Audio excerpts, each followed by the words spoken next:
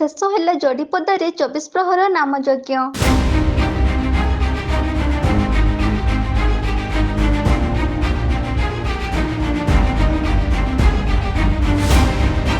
କେନ୍ଦୁଝର ଜିଲ୍ଲା ସଦର ବ୍ଲକ ଅନ୍ତର୍ଗତ ଯୋଡ଼ିପଦା ଗ୍ରାମରେ ମହାସମାରୋହରେ ଶେଷ ହୋଇଯାଇଛି 24 ପ୍ରହର ନାମଯଜ୍ଞ। ଏହା ଏକ ବହୁ ପୁରାତନ ଅନୁଷ୍ଠାନ।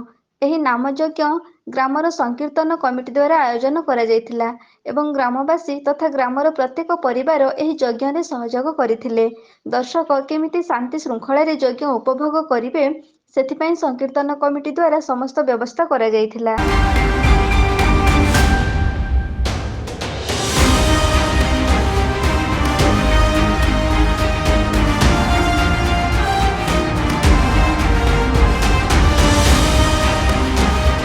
ହରିନାମ ଏ ଯୁଗରେ ସର୍ବଶ୍ରେଷ୍ଠ ମହାମନ୍ତ୍ର।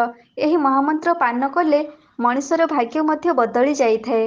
ତେଣୁ ଗ୍ରୀଷ୍ମର ଅସହ୍ୟ ତାତି ଲାଗି ରହିଥିଲେ ମଧ୍ୟ ହରିନାମ ଶ୍ରବଣ କରିବା ପାଇଁ ବହୁ ଦୂର ଦୂରାନ୍ତରରୁ ହରିନାମ ପ୍ରେମୀମାନେ ଛୁଟି ଆସିଥିଲେ। ନୀରବ ନିଶ୍ଚଳରେ ବସି ଏକାଗ୍ରତା ଚିତ୍ତରେ ହରିନାମକୁ ଉପଭୋଗ କରୁଥିବା ଦୃଶ୍ୟ ଦେଖିବାକୁ ମିଳିଛି।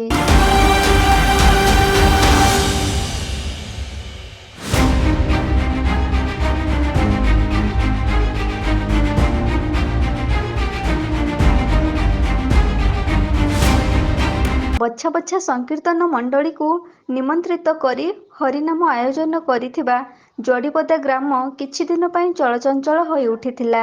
ରାତିଦିନ ହରିନାମ ମହାମନ୍ତ୍ରରେ ଚତୁର୍ଦ୍ଦିଗ ପ୍ରକମ୍ପିତ ହେଉଥିଲା ବେଳେ ଏକ ଆଧ୍ୟାତ୍ମିକ ପରିବେଶ ସୃଷ୍ଟି ହୋଇଥିଲା, ଯାହାକି ଏ ଅଞ୍ଚଳରେ ଶାନ୍ତିର ବାତାବରଣ ସୃଷ୍ଟି ହୋଇଥିଲା।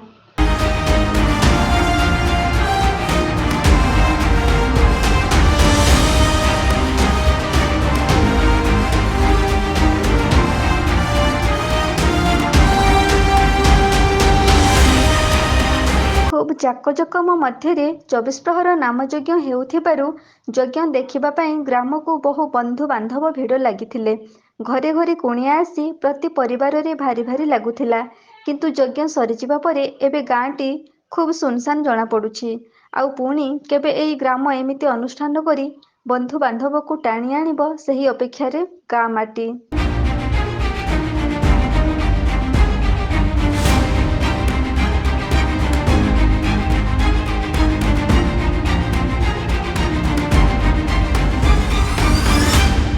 କେନ୍ଦୁଝରରୁ ବାସୁଦେବ ସିଂଙ୍କ ସହିତ ଦେବାନନ୍ଦ ମହାନ୍ତଙ୍କ ରିପୋର୍ଟ, ଏବି ନ୍ୟୁଜ୍।